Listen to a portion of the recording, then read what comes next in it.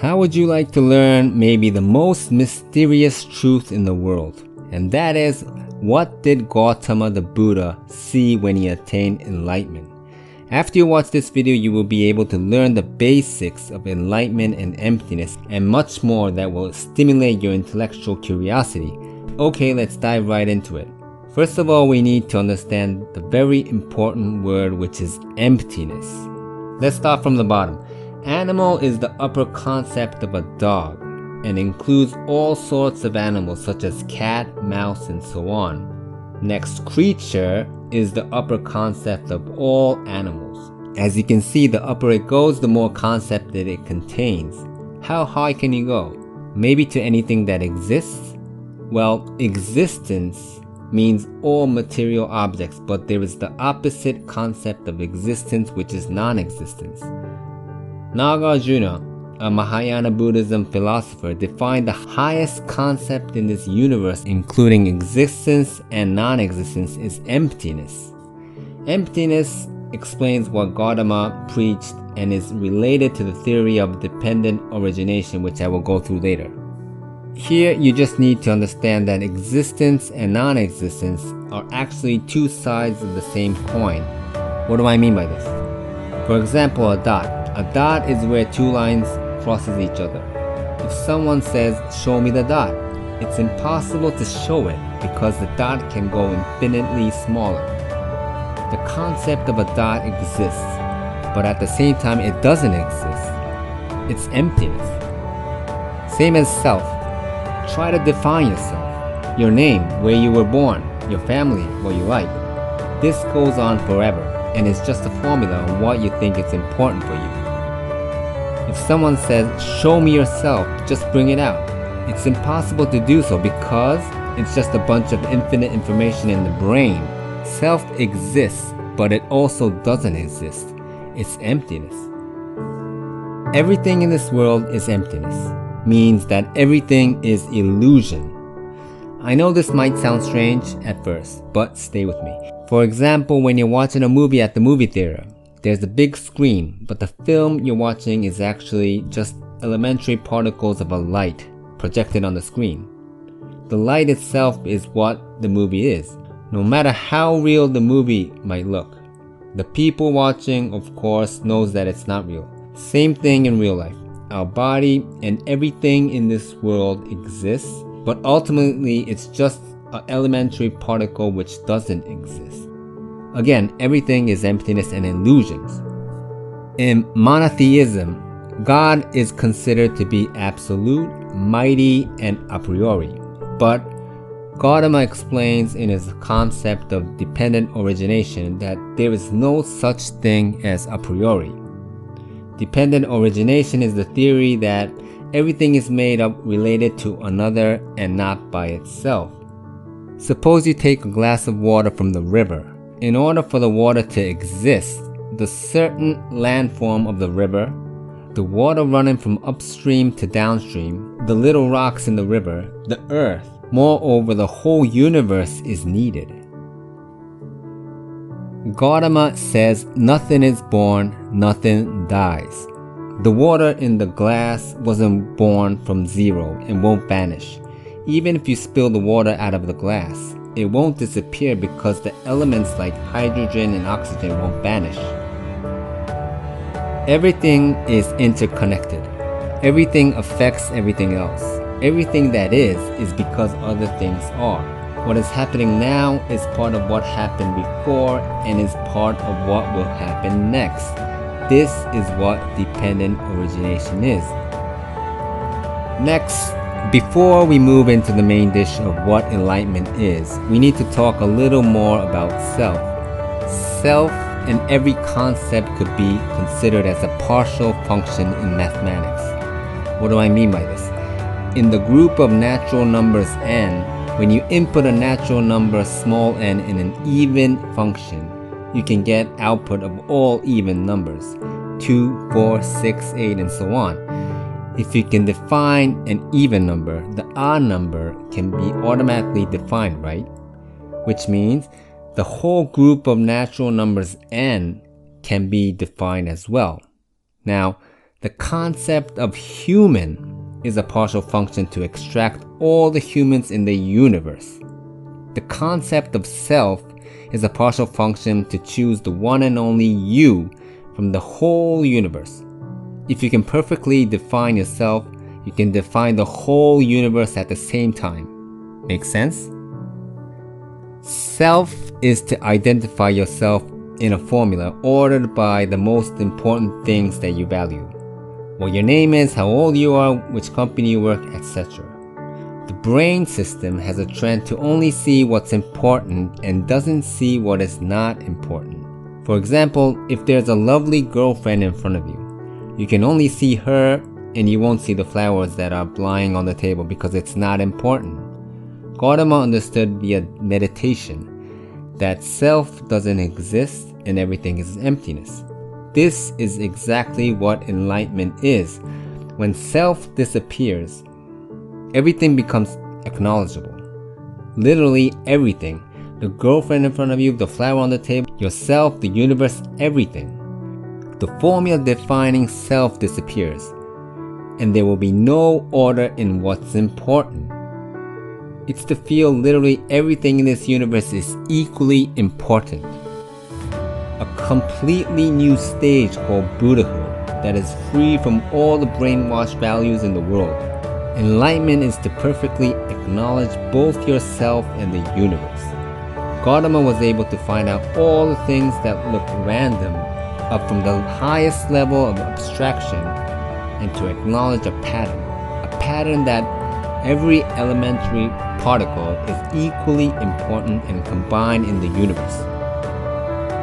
Now that is what anyone can learn about enlightenment. But of course, this is not enough. Enlightenment is a feeling and experience that goes beyond languages. Enlightenment or emptiness or dependent origination are just words.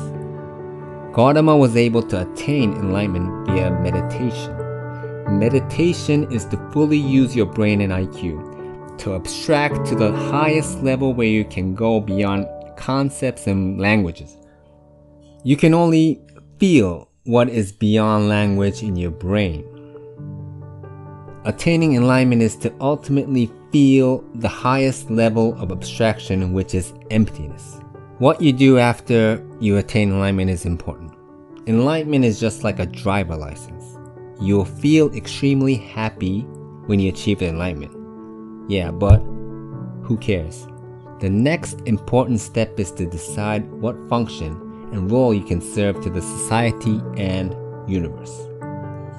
The goal which Gautama set after attaining enlightenment was to save everyone from suffering. You can choose whatever you want to be, a teacher, a CEO, a movie star, whatever. But after attaining enlightenment, the goal will naturally be unselfish and altruistic. Everything in this world is illusion, but that doesn't mean you can do whatever you want and disturb other people. To decide what function you serve to the world, and also to understand that everyone else has their own function, must be respected. Next, let's talk about what Gautama preached and about different Buddhism. It's said that Gautama attained enlightenment under the Bodhi tree by meditating, and after that he started preaching. Gautama changed his way on teaching based on the audience. Gautama's words are used differently in order to guide each individual to attain enlightenment. Gautama said, "Don't look at my fingers, look at what my fingers are pointed at." It doesn't really make sense to memorize every single word in the sutra, but instead to deeply understand what enlightenment essentially is all about. Gautama didn't write any scripture by himself. Before he died, his disciples asked if they are allowed to write down what he preached. He said yes, but as long as it's written in spoken language, like in that time Pali, and not in written language such as Sanskrit. The Sutra of Theravada Buddhism is written in Pali, and in this sense you can say that Theravada Buddhism is faithful to what Gautama taught. On the other hand, the scripture from Mahayana Buddhism is written in Sanskrit, which only few intelligent people were able to read. But there are parts that Mahayana Buddhism might have better understanding of what Gautama actually preached. The two geniuses, Nagarjuna and Tsongkhapa, were able to expand Gautama's lessons with a brand new interpretation. There are 4 basic classes in the caste hierarchy. Brahmins, which are priests, Kshatriyas, which are warriors and kings, Vaishyas, which are merchants and landowners, and Sudras, which are commoners, peasants, servants, and untouchables out of caste, which are outside of the Varna system. The missionary activities that Gautama did was against the caste system. Gautama belonged to the second-class Kshatriyas, when actually Brahmins were only allowed to do missionary activities. The reason why Gautama was able to preach is because his disciples were Brahmins and were deeply inspired by Gautama. Gautama was the prince of Shaka, which was the most highest class within Kshatriyas, and the missionary activities were mostly done within the country of Shaka and friendly nations. But this was only permitted before Gautama made an objection against the caste system. Gautama preached that not only men but also women can both attain enlightenment. As you can imagine, this was sensational in the Indian society because even a wife in the highest Brahmins were treated as 4th-class Shudras. Women weren't allowed to become a Buddhist priest, and the biggest incident was when Gautama started taking disciples from the untouchables. This shocked the Brahmins because it meant that the untouchables that became Gautama's disciples would automatically become one of the Brahmins due to the backlash from the society. Gautama and his high disciples were poisoned to death. When a disciple asked Gautama, "Is there life after death?" he said, "Suppose a man is struck by a poisoned arrow, and a doctor wishes to take out the arrow immediately. Suppose the man doesn't want the arrow removed until he knows who shot it, his age, his parents, and why he shot it. What would happen? The important thing is to get rid of the arrow, not to inquire where it came from. Life is so short. It must not be spent in endless metaphysical speculation that doesn't bring us any closer to the truth." Gautama denied the life after death, or ghosts, or funerals. Self is the information in one's brain. It can't be pulled out separately after someone is dead. This is why Gautama denied reincarnation or rebirth. Gautama also mentioned that saints are not allowed to do magics or fortune-telling. Gautama denied God too. For Gautama, this real world or the other world, heaven, are all illusions. Lastly, worldly desires is the desire in cellular level that people can't escape. How to control this worldly desire is crucial in our modern society. Gautama talks about how to deal with this. He says here the same thing. The worldly desire is an illusion. For example, when you watch a scary movie, you get goosebumps. Why? It's because the information in the brain is connected to the cellular level feeling.